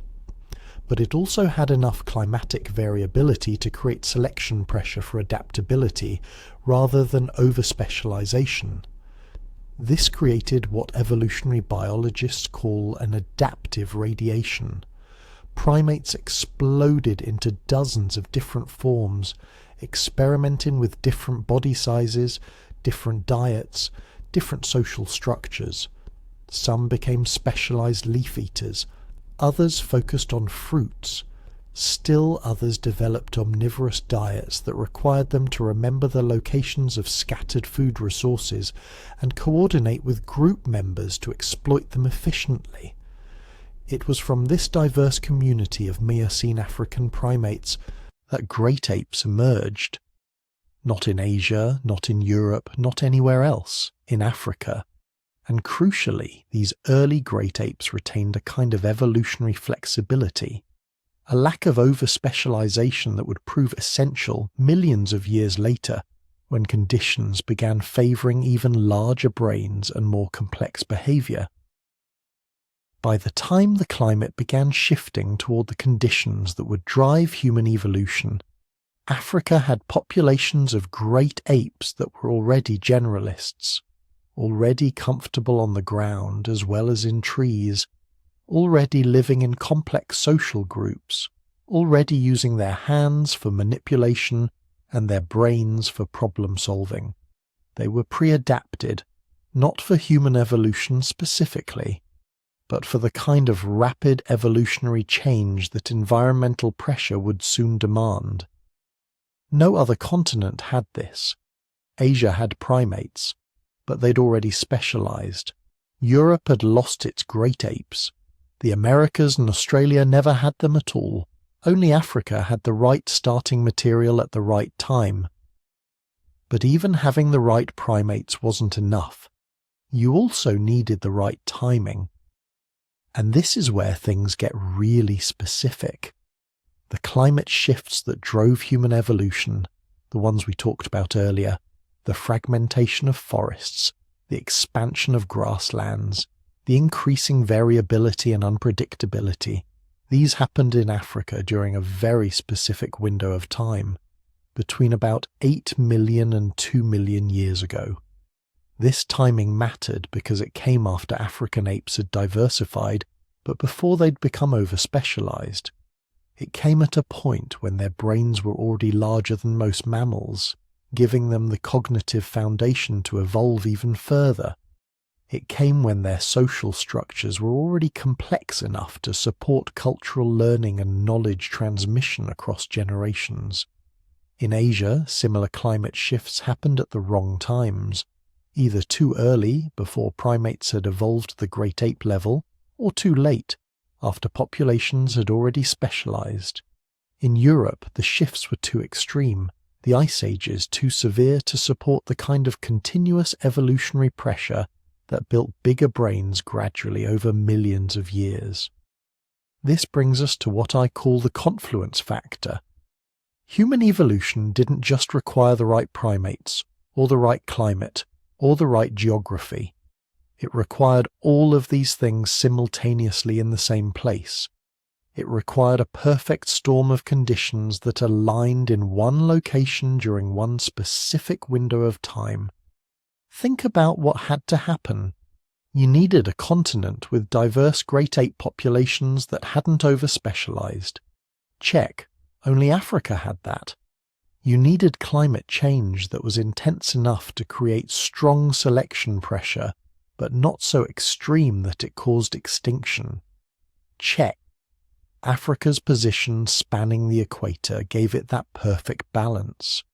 You needed geographic diversity that could fragment populations into isolated groups while still allowing occasional genetic exchange. Check. Africa's patchwork of forests, grasslands, mountains, and rift valleys provided exactly that structure. You needed predators that were dangerous enough to select for intelligence and cooperation, but not so overwhelming that they prevented ground-dwelling populations from surviving. Check. Africa had the right mix of big cats, hyenas, and wild dogs. You needed prey animals that were challenging enough to hunt, that they rewarded intelligence and tool use. Check. Africa had the most diverse and abundant megafauna on the planet.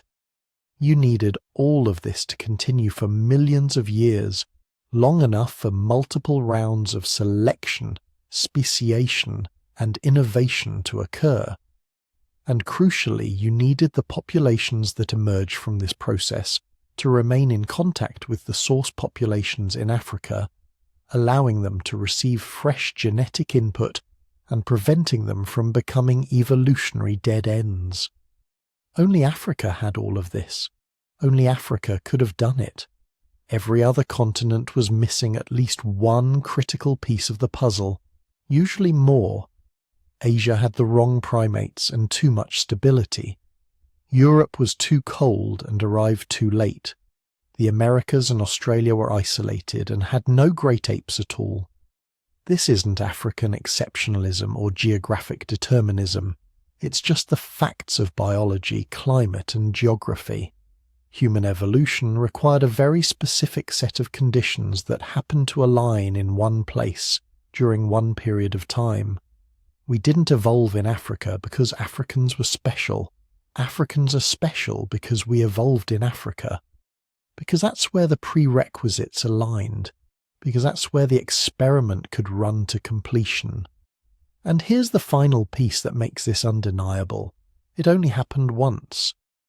In 4 billion years of life on Earth, with millions of species and countless opportunities, human-level intelligence evolved exactly one time in one place from one lineage.